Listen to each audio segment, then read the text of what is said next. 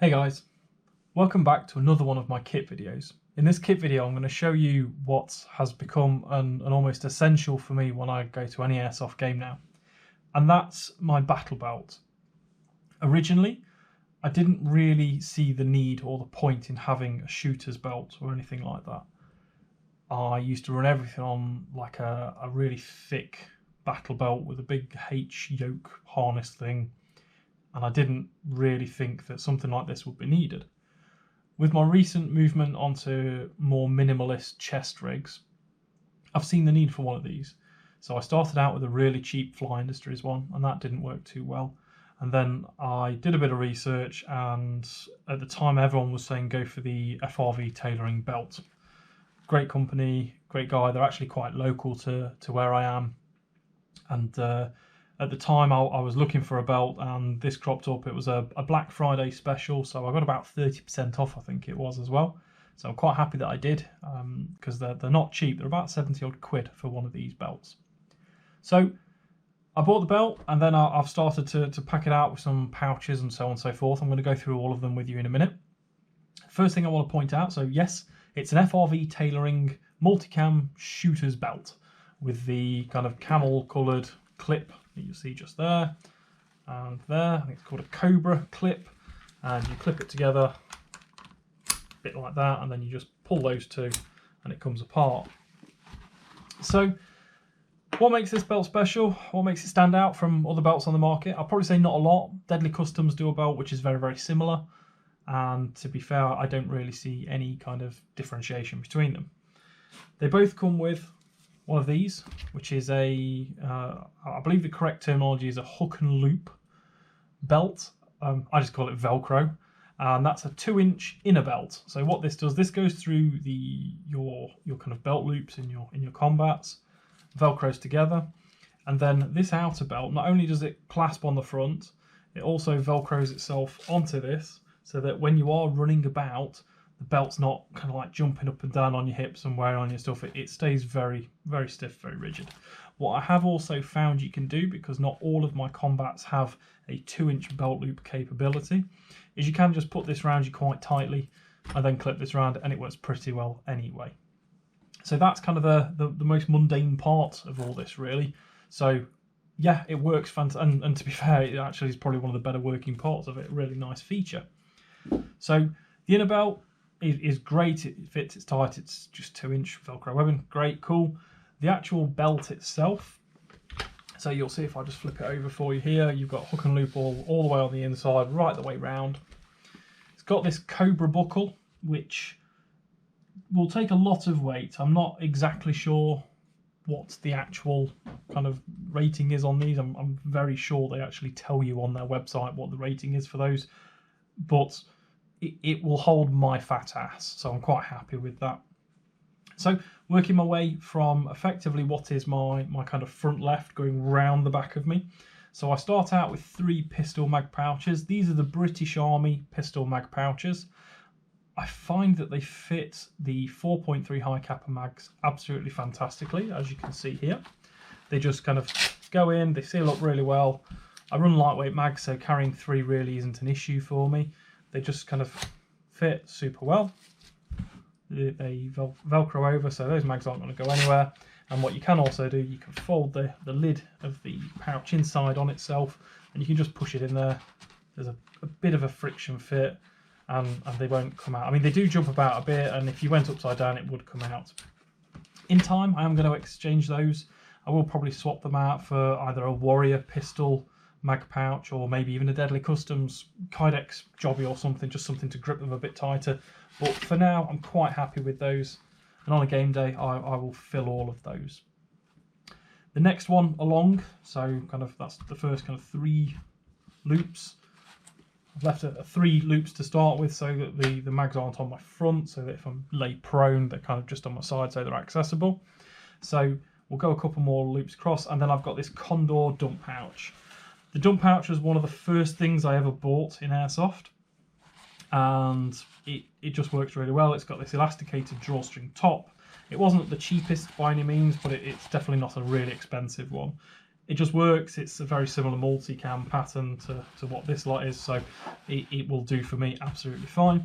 The reason I run this is because when I'm running my smaller lightweight chest rigs and I'm carrying my EPM 1s, or I've got my SRS mags, for example, I just need to get rid of them quickly. They'll go in here. Also, if I go out and I run pistol primary like I'm planning to over the next couple of months, booked in for Halo Mill, so I want to be carrying all my pistol mags.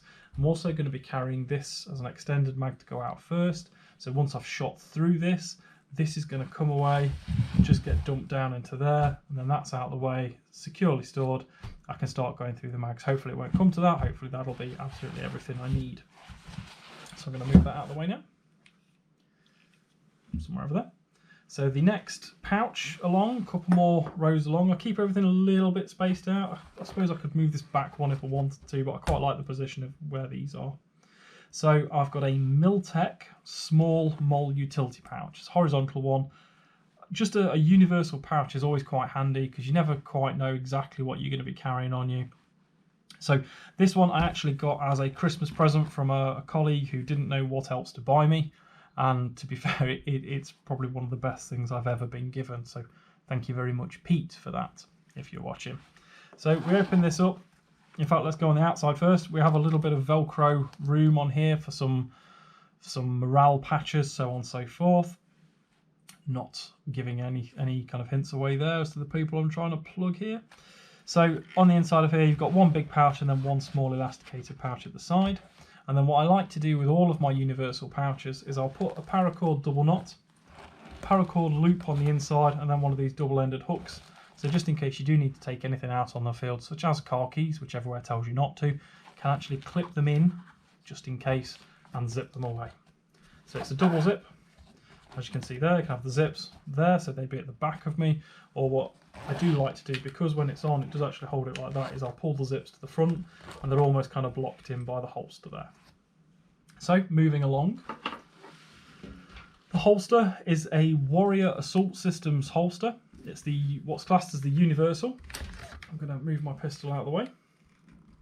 So this has a retention system which grabs hold of the trigger guard there, and that locks it in tight.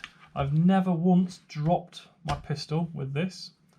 The only exception to that is last week or the week before at Division 22, where I was crawling prone for about 15 minutes, and my muffin top managed to just push down enough on that to click the pistol out and it jumped. So that's my fault for being fat, not because it actually dropped it.